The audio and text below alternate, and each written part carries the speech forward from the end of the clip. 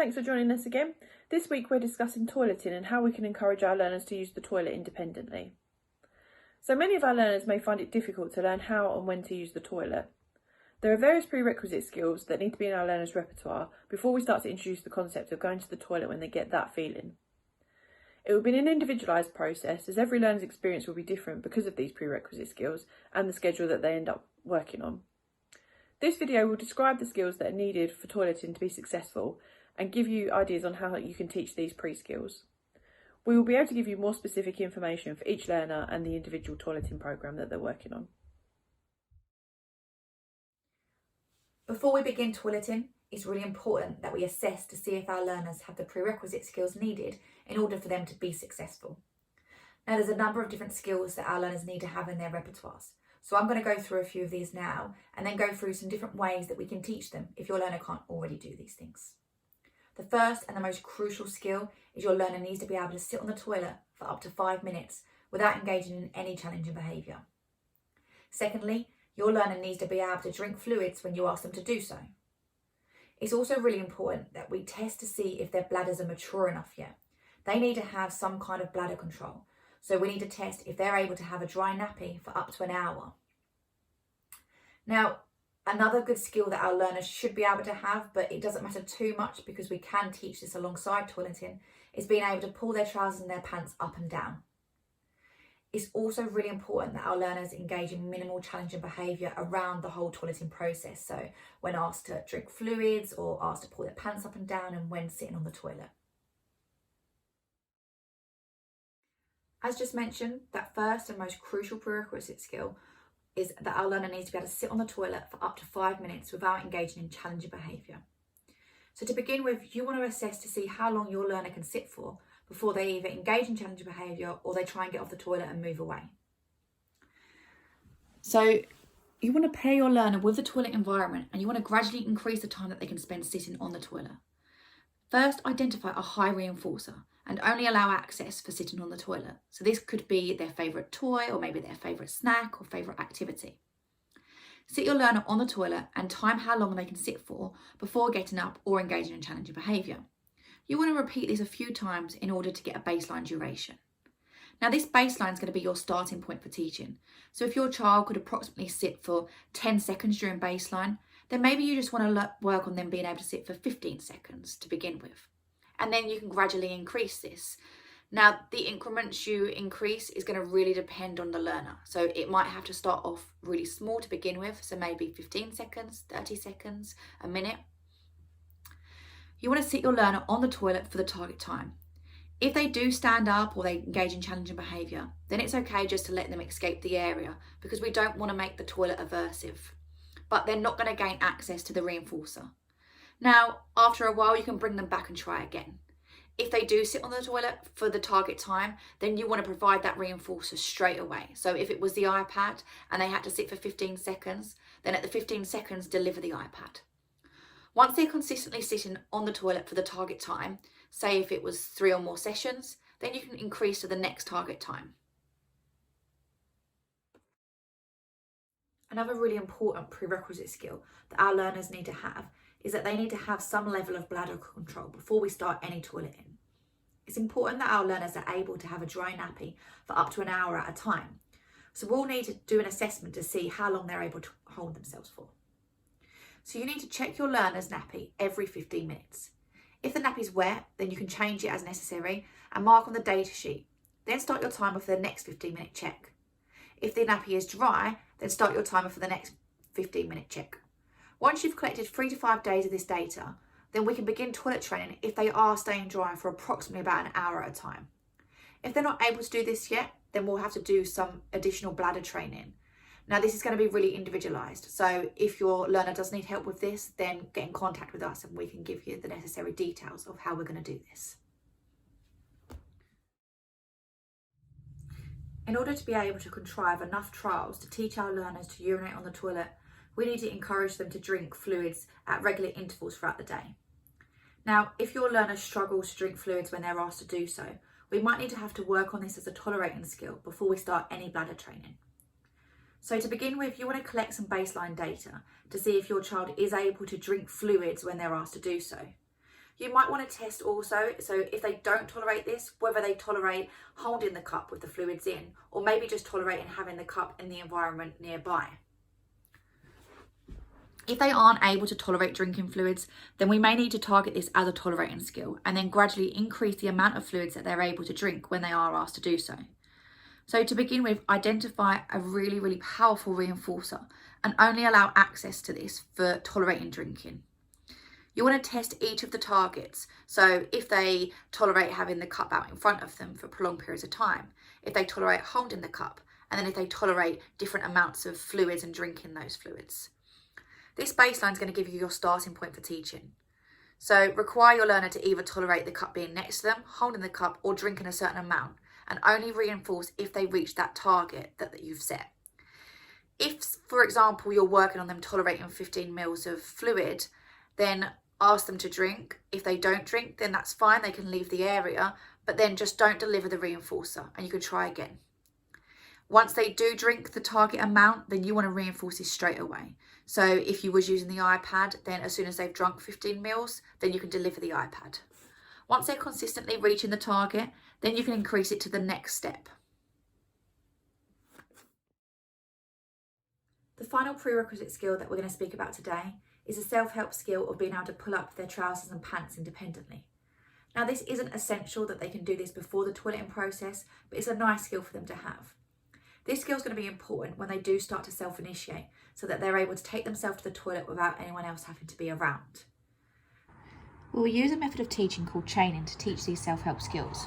We want to break the skill down into the small steps that make up the whole skill. For the self-help task of pulling trousers or pants up, you can break this down into the steps. Bends forwards, both hands hold side of waistband, pull trousers up over knees, pulls trousers up to waist. For the self-help task of pulling trousers or pants down, you can break this down into the steps. Both hands hold side of waistband, push trousers down to below knees, push trousers down to ankles. We will teach our learners to perform each of the steps until they can perform the whole chain independently. You will either use forward chaining, backward chaining, or total task, depending on what steps your learner can already do independently. If you remember from our previous video, forward chaining would be used if your learner can perform some of the beginning steps or none of the steps at all yet. Backward chaining is good for those learners who can perform some of the last steps of the chain or who may engage in challenging behaviour. And finally, total task would be good to use if your learner can perform many of the steps but may have a few gaps. With forward and backward chaining, we'll be teaching one step at a time and reinforce on the step your learner is working on. You will do the remaining steps for your learner. With the total task method, your learner will have the opportunity to do all of the steps and you will reinforce at the end of the chain. If you would like support on how to teach self-help skills, then you can find a video on teaching self-help skills on our YouTube channel. As Nick has mentioned already, toileting can be a really difficult skill for most people to master. It takes a really individualised process which often requires a lot of tweaking to make sure that we get it right. As a school, we would strongly recommend that if you're just starting out on this toileting journey, you focus on the prerequisite skills that Danny has just outlined, but you hold off on going any further until you can consult with us and we can help provide you with this individualised process. Normally, if we are running as usual, which hopefully we will be from September, we would advise that we'd start the process at school until the learners can become more fluent with the schedule and really understand what the process means before we then transfer it to the home environment. For this video, I'm just going to outline the basics of the processes that we follow just so that you have an idea of what this looks like. But again, we would strongly recommend that you hold off on trying any of these until we can offer more help and support. To start with, we collect baseline data. This means we just want to see what our learners are capable of. For example, how often they urinate. We collect data on all of this, and this helps inform our decisions as to what individualised schedule this learner is going to follow. Here's an example of what the data sheet may look like. So at the beginning, it simply outlines the procedures to follow. We're going to collect baseline data for 3 to 5 days until we see a steady pattern of responding. We're going to take our learner to the toilet at each scheduled time. If they urinate, we're going to deliver a reinforcer immediately. We're going to record how long it takes between them sitting on the toilet and the urination beginning. This is the latency. If they don't urinate after 5 minutes, we're going to remove them from the toilet until the next scheduled time. We're going to ensure that they're drinking at least 100 millilitres every hour slots. If they want more, that's fine, but we'll make sure that we track this. If they have an accident, we're then going to record the time and prompt them to get changed as independently as possible. We'll record the data on this sheet so that we know exactly what schedule we're going to then implement when we start teaching.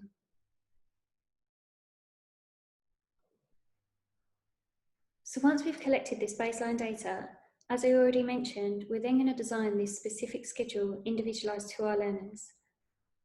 For example, if we can see that our learner is urinating more often in a certain time period of, say, an hour, we'll condense the time slots into 15 minutes perhaps, so we're taking them to the toilet every 15 minutes rather than every half an hour. This will give us more opportunities to capture urination happening on the toilet, rather than the learner having to resort in having an accident, because at this point, they're very early on and they won't yet understand the concept of that feeling of a full bladder and relate it to having to use the toilet to urinate. Also, from this baseline, we're going to know the latency before urination happens. If you remember, this means the length of time between them sitting down on the toilet and the flow of urine starting. If they're consistently urinating below, for example, 2 minutes, then we're not going to require them to sit for the whole 5 minutes anymore, especially if they perhaps don't need to urinate. We don't want to make the toilet aversive. We can drop the time down for them to only be required to sit for the 2 minutes. Once we've got all this set up, it may still need tweaking each day, so we're going to look at the data after every day to see if the pattern of urination has changed, and we'll adapt it to meet the needs of the learner. Once these schedules are in place, we're going to follow a protocol much the same as what I explained in baseline. I'll talk you through it now. So we're going to take our learner to the toilet at each scheduled time. When we take them, it's really important to avoid vocal prompts. As we've said in a lot of our presentations already, those vocal prompts are really difficult to fade, and we don't want our learners becoming reliant on them. Instead, we'll just physically prompt them, perhaps a tap on the shoulder or guide them by the arm to the toilet. If they urinate on the toilet, we're going to deliver a reinforcer, but really make sure that you wait until the entire flow of urine is finished to avoid interrupting your learner. We're still going to record the latency before urination. If they don't urinate after the time that we've decided has elapsed, then we're going to remove them from the toilet until the next scheduled time. Again, we're going to ensure that they're still drinking at least 100 millilitres every hour. If they have an accident in between these scheduled times, we're going to follow this procedure. So we'll record the time on our data sheets so that we can adapt the schedule to meet their needs. We'll say something like, "Oh no, we don't wee here," in a calm and neutral voice. Then guide them to the toilet. When they get there, we can say something like, "That's it, we wee on the toilet." Prompt them to get changed as independently as they can. Make sure you're calm throughout this process. We don't want to be reprimanding our learners, but we also don't want to be providing too much attention for the accident. So I know I've already talked at great lengths about the importance of this individualisation, how we're constantly going to check our data and tweak our schedules to match the flow of urination that our learner is engaging in, to capture as many opportunities on the toilet as possible. But individualisation also applies to thinning the schedules. We don't want our learners becoming reliant on these schedules where possible. So, for example, if they've been dry on the current schedule for 3 to 5 days, we're going to reduce the amount of time we take them, or stretch out the length of time between the sessions where we take them to the toilet. For example, if they were already on half an hour slots, we'd increase this to 45 minutes.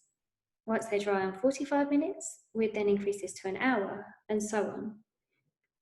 If they're not urinating very often, we may want to look at increasing the amount of fluids that they're drinking. So if they're already drinking the bare minimum of the 100 millilitres per hour, we'd increase this gradually to make sure that we're capturing more opportunities where their bladder feels full and they may then take themselves to the toilet. It's really important though, never to exceed 200 millilitres every hour because of our learner's age and size. Also, another way that you can individualise things is if your learner has reliable precursor behaviours. This means certain signs that they may engage in reliably before needing to go to the toilet, such as jiggling around perhaps, or fiddling with their pants. At this point, instead of waiting for the next scheduled time, we could then prompt them to the toilet when they engage in these precursor behaviours. because we know for sure that their bladder is feeling full, and hopefully then they'll relate this feeling of full bladder to then needing to take themselves to the toilet. Again, being very, very careful to avoid over-prompting and definitely avoid all vocals.